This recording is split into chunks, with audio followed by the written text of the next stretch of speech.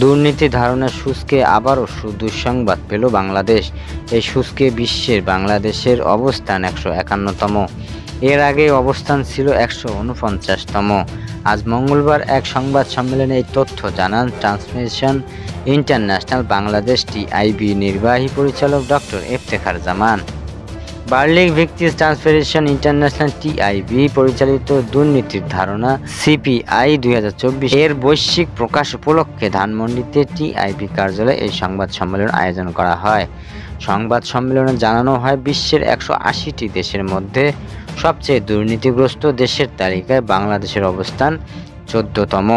বিগত 13 বছরের মধ্যে সর্বনিম্ন দুর্নীতিগ্রস্ত দেশের হিসেবে বাংলাদেশের স্কোর হয়েছে 23।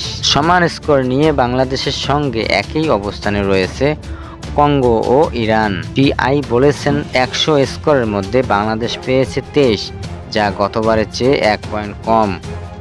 গত বছর বাংলাদেশের স্কোর ছিল 24। ইফতেখারুজ্জামান জানান, 2012 সালের পর এবার দুর্নীতির সূচকে সবচেয়ে কম স্কোর পেয়েছে বাংলাদেশ। ভুটান ছাড়া দক্ষিণ এশিয়ার সব দেশের স্কোর কমেছে।